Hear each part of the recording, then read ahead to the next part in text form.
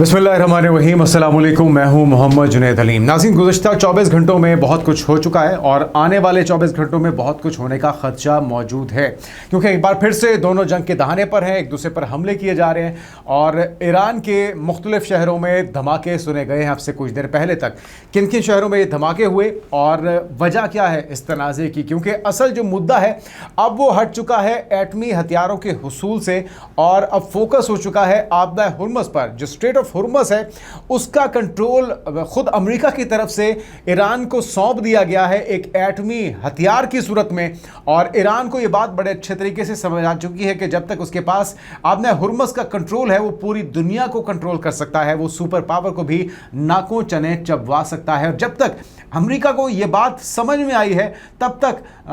काफ़ी देर हो चुकी थी और तब तक ईरान ये साबित कर चुका है। लेकिन अब यहाँ पर मसला यह है कि ईरान अपने सख्तगीर मौक़िफ़ की वजह से और जो सोने की चिड़िया उनके हाथ लगी है आबदा हुर्मुज़ की सूरत में, जिसके ऊपर वो तमाम गुजरने वाले जहाज़ों से टैक्स वसूल करेंगे, उस सूरत में कि अगर उनका मुकम्मल कंट्रोल हो जाता है तो एक बड़ा ज़र मुबादला वो कमा सकते हैं। और एक तवील अरसे की उनकी जद्दोजहद है, लगभग 40 साल से ज़्यादा अरसे तक जो उनके ऊपर सेंक्शंस रही हैं, जो उनके अवाम मसाइल का शिकार रहे हैं, गो कि इस वजह से वो खुद कफील भी हुए हैं। वो किसी और पर इन्हिसार किए बजाय अपनी इंडस्ट्री को उन्होंने इतने ज़्यादा मजबूत कर लिया है कि हर चीज़ की उनके पास ऑप्शन मौजूद है, चाहे वो आम सारिफ के इस्तेमाल की अशिया हो, चाहे वो उनका दिफा हो, चाहे वो उनकी मवासलात हों या राब्तों के ज़राए हों। हर चीज़ में ईरान ने अपने आप को इतना मजबूत कर लिया है कि वो किसी और का डिपेंडेंट नहीं है। लेकिन जो इस वक्त ईरान की पॉलिसी है वो उसे कहीं ना कहीं अपने हिमायतियों से दूर करती जा रही है और उसे तनहा करती जा रही है, क्योंकि जो अमेरिका का किरदार है, जिस तरह से अमेरिका का डोनाल्ड ट्रंप का इजराइल की तरफ झुकाव है, वो उनकी तरफदारी करते हैं, उन्हें बैक करते हैं, उनके जायज़ नाजायज़ काम को जस्टिफाई करने की कोशिश करते हैं। और अभी गुज़श्ता रोज़ एक बार फिर से राब्ता भी हुआ है नेतन्याहू का डोनाल्ड ट्रंप से, क्योंकि अल्टीमेटली नेतन्याहू की ख्वाहिश भी पूरी हो रही है, क्योंकि वो कभी भी नहीं ये चाहता था कि MOU के ऊपर अमल दरामद हो, जो मुआहिदा हुआ है वो अमन की सूरत तब्दील कर ले। और इसी वजह से अब एक बार फिर से मोहब्बतें भी बढ़ रही हैं, मिल के आगे काम करने पर इत्तेफाक भी हो रहा है। और डोनाल्ड ट्रंप भी अब यही कह रहे हैं कि भाई ये सनकी लोग हैं, ये झूठे लोग हैं ईरानियों के बारे में, और वो इनसे कोई राब्ता नहीं करना चाहते। लेकिन साथ में अमेरिका की तरफ से यह भी कहा गया है कि मुज़ाकरात भी चल रहे हैं और अगर ईरान की तरफ से दोबारा कोई हमला किया जाता है आबदा हुर्मुज़ के ऊपर या कोई इस तरह की कार्रवाई या गुजरने वाले जहाज़ों को निशाना बनाया जाता है तो फिर पहले से ज़्यादा तबाहकुन जवाब दिया जाएगा। तो इस वक्त तल्खियाँ बहुत ज़्यादा बढ़ चुकी हैं और जो मैं गुज़श्ता 24 घंटों की बात कर रहा था उसमें जो दीगर बड़ी डेवलपमेंट्स हुई हैं उसमें से एक बड़ी डेवलपमेंट ये भी है कि अब्बास इराक़ची ने टेलीफोन किया है और राब्ता किया है फील्ड मार्शल आसिम मुनीर से। और बुनियादी तौर पे अब पाकिस्तान ही वो वाहिद मुल्क है जिसकी तरफ इस वक्त ईरान देख रहा है, या फिर बैकडोर पे अगर देखा जाए तो रशिया और चाइना भी कोशिश कर रहे हैं। लेकिन चाइना और रशिया कभी भी खुलकर इस मामले में अपना किरदार अदा नहीं कर रहे। बैकफुट पे उनकी पूरी सपोर्ट, पूरी उनकी जो मदद है या इमदाद है, चाहे वो अस्करी हो या सियासी तौर पे हो, वो चाइना की और रशिया की ईरान के साथ मौजूद है। और जो अब तक बड़े पैमाने पर नुकसान पहुंचाया है ईरान ने अपने दुश्मनों को, चाहे वो इस खित्ते के अंदर अमरीकी अड्डों को निशाना बनाना हो, इजराइल को निशाना बनाना हो, या अमेरिका के जदीद तरीन तैयारों को निशाना बनाना हो, उन्हें ज़मीन पर गिराना हो, उसके अंदर भी चाइना की और रशिया की मुआवनत शामिल है। लेकिन जो कलीदी किरदार है, जो फ्रंट फुट पर लीड कर रहा है इन मुज़ाकरात को आगे बढ़ाने में, वो पाकिस्तान है। और पाकिस्तान के अंदर भी वज़ीर-ए-आज़म शहबाज शरीफ तो हैं ही, जो अपनी सिफारतकारी के ज़रिए मुसलसल कोशिश कर रहे हैं दोनों ममालिक को एक मेज़ पर लाने की, और वो कोशिशें काफ़ी हद तक कामयाब भी हुई। लेकिन फील्ड मार्शल का जो किरदार है वो बहुत ही अहम है। और अब देखना यह है कि पाकिस्तान इसमें क्या कर सकता है, क्योंकि पाकिस्तान की जो पोजीशन है वो बहुत ही नाजुक हो चुकी है। पाकिस्तान अरब ममालिक के बगैर यकीनी तौर पर नहीं चल सकता। पाकिस्तान का जो ताल्लुक़ है सऊदी अरब के साथ, पाकिस्तान का जो ताल्लुक़ है कतर के साथ, पाकिस्तान का जो दीगर अरब ममालिक के साथ ताल्लुक़ है वो एक नाख़त्म होने वाला ताल्लुक़ है। दोनों को एक दूसरे की ज़रूरत भी है और पाकिस्तान कभी भी इन अरब ममालिक को नाराज़ करके किसी भी एक फ़रीक का साथ नहीं देगा। उसी तरह से पाकिस्तान अमेरिका के भी खिलाफ नहीं जा सकता, पाकिस्तान अमेरिका को भी नाराज़ नहीं कर सकता, क्योंकि जो पाकिस्तान और अमेरिका के ताल्लुकात उस्तवार हुए हैं, जिस तरह से डोनाल्ड ट्रंप बार बार तज़किरा करते हैं शहबाज शरीफ की कोशिशों का, जिस तरह से वो तारीफ़ करते हैं और फेवरेट फील्ड मार्शल करार देते हैं आसिम मुनीर को, तो ये किसी से ढका छुपा नहीं है कि पाकिस्तान इस बेहतरीन मौके को ज़ाया नहीं जाने देगा अमेरिका के किसी भी ऐसे फैसले के खिलाफ जाते हुए जो कि उनके लिए नाकाबिले कबूल हो। और इसी तरह से पाकिस्तान ये भी अच्छे तरीके से जानता है कि पाकिस्तान ईरान के बगैर भी कोई ऐसा फैसला नहीं कर सकता, या पाकिस्तान ये कभी भी नहीं चाहेगा कि ईरान के अंदर ये जंग है ये किसी बड़ी तबाही में तब्दील हो जाए, क्योंकि अभी तक हम देख रहे हैं कि अमेरिका की तरफ से अपनी तमाम तर ऑप्शंस को इस्तेमाल कर दिया है, चाहे वो समुंदर की उनकी कुमक हो, चाहे उनके एयरक्राफ्ट करियर्स हों, जराल फोर्ड हो, अब्राहम लिंकन हो, या फिर दीगर एयरक्राफ्ट करियर्स को वो 3 माह से ज़्यादा अरसे तक यहाँ पर रखने के बावजूद समुद्रों में अपनी इजारादारी को कायम नहीं कर सके, आपने हुर्मुज़ को नहीं खुलवा सके, अपने जदीद तरीन फाइटर जेट्स, चाहे वो B-2 बॉम्बर हों, चाहे वो उनके F-35 हों, F-22 रैप्टर्स हों, F-15 हों, या फिर दीगर उनके जदीद तरीन जो तैयारे थे, अपने जदीद तरीन मिज़ाइल थे, या उनके जदीद तरीन ड्रोन्स के ज़रिए भी अमेरिका जो ईरान की लीडरशिप है या उनकी जो अस्करी क़यादत है, चाहे वो पासदारान इनकलाब हो या IRGC हो, उनको घुटनों पर नहीं ला सके। तो अभी ऐसा क्या करेगा अमेरिका जिससे वो ईरान को मजबूर कर देगा कि वो उनकी शराइत पर आमादा हो जाए या वो आबना हुर्मुज़ का कंट्रोल छोड़ दे, क्योंकि इस वक्त जो फोकस है वो एटमी हथियारों जो 2 बुनियादी हदफ थे अमेरिका के या इजराइल के, जिसकी वजह से ईरान पर धावा बोला गया था। एक तो यह था कि हम अफजुदा शुदा यूरेनियम को ईरान के पास नहीं रहने देंगे,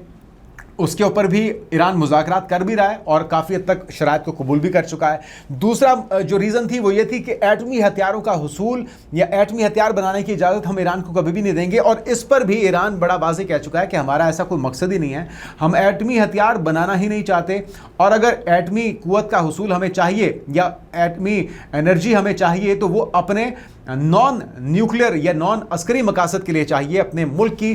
एनर्जी ज़रूरियात को पूरी करने के लिए चाहिए, हमें दुश्मनों के ख़िलाफ़ इस्तेमाल करने के लिए एटमी हथियार नहीं चाहिए। तो रिजीम चेंज भी वो नहीं कर सके। रिजीम चेंज के लिए उन्होंने उनके सुप्रीम लीडर को जब निशाना बनाया और उनके जो बच्चों को निशाना बनाया, उसके बाद हमने देखा कि ईरानी अवाम पहले से ज़्यादा मुत्तहिद हो चुकी है, वो पहले से ज़्यादा पुरअज़्म हो चुकी है, और तदफीन के मौके पर आयतुल्लाह ख़ामनेई को इमाम रज़ा के रोज़े के अहाते में सुपुर्द खाक कर दिया गया। मशहद जिस वक्त उनका जस्ते खाकी पहुँचा तो आपने देखा कि वहाँ पर भी करोड़ों की तादाद में 1 करोड़ से ज़ायद ईरानी और दीगर अवाम वहाँ पर मौजूद थे, और मोहब्बत का वालिहाना इजहार उनकी तरफ से किया गया। लेकिन जो तदफीन का अमल था, जो 1.5 साला नवासी आयतुल्लाह ख़ामनेई की, जो उनके फैमिली के दीगर अहम लोग उसमें मारे गए हैं, जो दीगर रुफ़का उनके मारे गए हैं, अवाम के सेंटिमेंट्स, अवाम के जज्बात, उनका गम गुस्सा बहुत ज़्यादा भड़क चुका है। और वहाँ पे जो नारेबाजी हुई है कि नेतन्याहू की मौत तक, डोनाल्ड ट्रंप की मौत तक अब उनसे बदला लिए बगैर ये आग ठंडी नहीं होगी, और यही सेंटिमेंट्स पासदाराने इनकलाब के हैं। पासदाराने इनकलाब नहीं चाहता कि किसी किस्म का मुआहिदा आगे बढ़े और हम बदला लिए बगैर इनको छोड़ दें। तो इन्हीं सेंटिमेंट्स की वजह से आबना हुर्मुज़ का जो कंट्रोल है वो इस वक्त हम देख रहे हैं कि पासदारान इनकलाब के पास है, और वो वहाँ से न सिर्फ अपनी हुदूद में, अपने समुद्री पानियों में से गुजरने वाले जहाज़ों को नहीं गुजरने दे रहे, बल्कि जो ओमान की तरफ से जो गुजरने वाले जहाज़ हैं उन्हें भी निशाना बनाया गया है। और ये जो हालिया जो आखिरी हमले हैं वो अपने 2 नेबर्स और अपने 2 ऐसे ममालिक जो कि इस मसालियत के अंदर या सुलह के अंदर अपना किरदार अदा कर रहे थे, जिसमें सऊदी अरब है, जिसमें कतर है, इनके बहरी जहाज़ों को, इनके ऑयल टैंकर्स को, इनके तेल से भरे जहाज़ों को निशाना बनाया गया है। तो ईरान के इस नॉन फ्लेक्सिबल उनका एक स्टांस है या लचकदार बिल्कुल ना होना है, स्टिफनेस है, वो इस अमन अमल को मुतासर कर रही है, और इसकी वजह से जो ईरान के अपने हिमायती हैं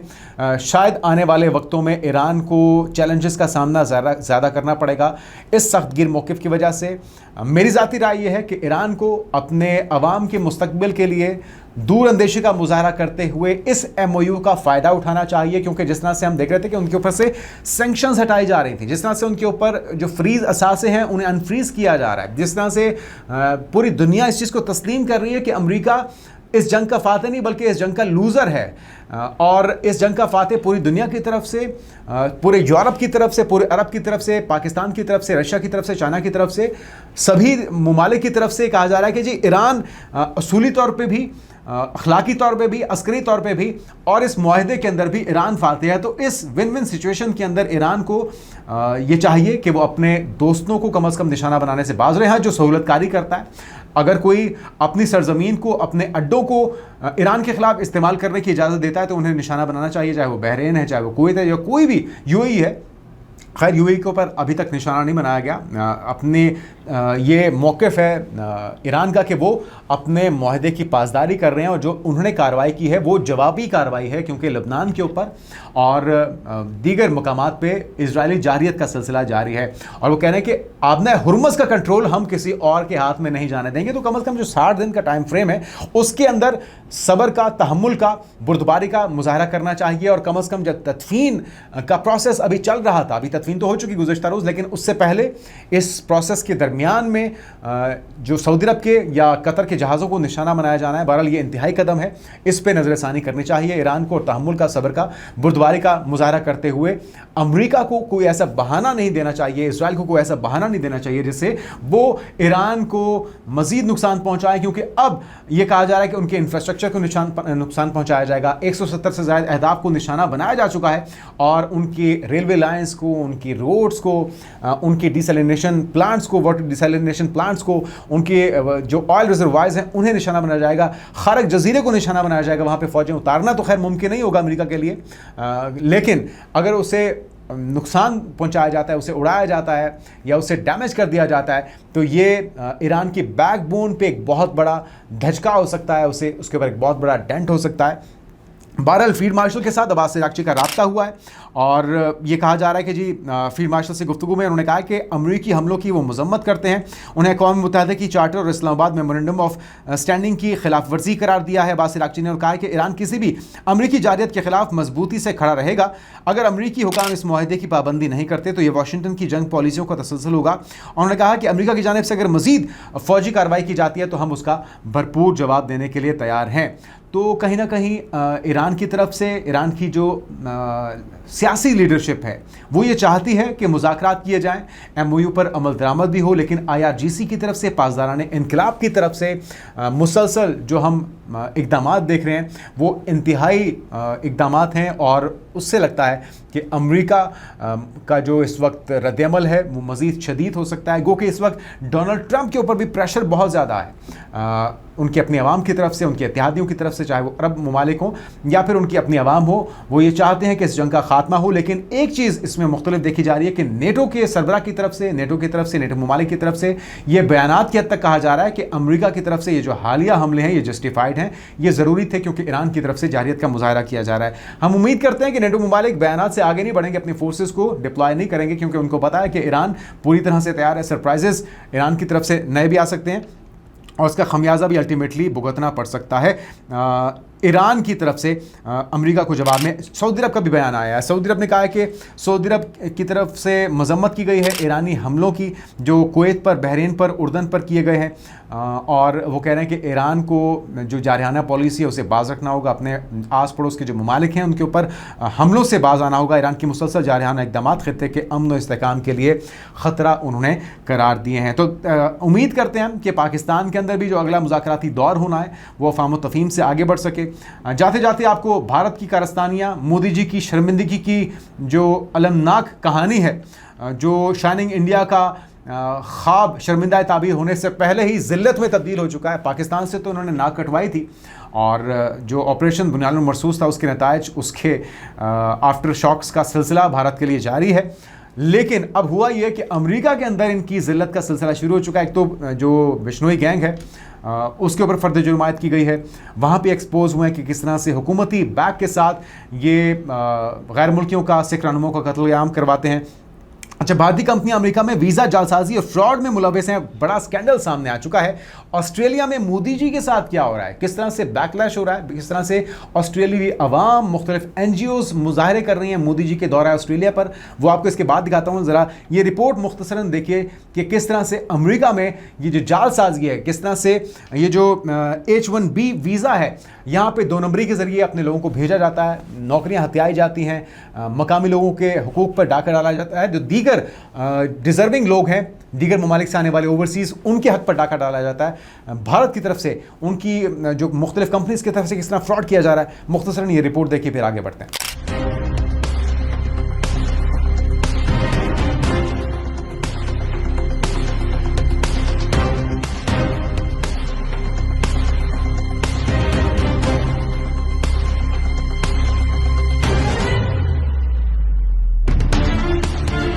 Another example where fraud is fueling violent crime. Much of the visa and the human trafficking that we see when it comes to this foreign labor is tied to cartels, is tied to transnational gangs.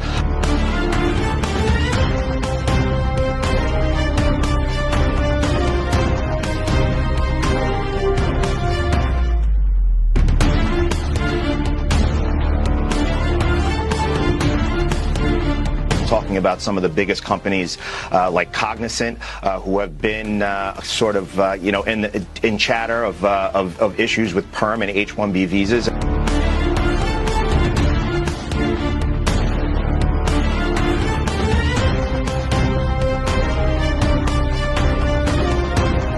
Every year, thousands of Indian professionals move to the U.S. through this program. Investigators are examining whether some employers and labor brokers misused the H-1B and PERM visa programs by submitting fraudulent applications and exploiting foreign workers.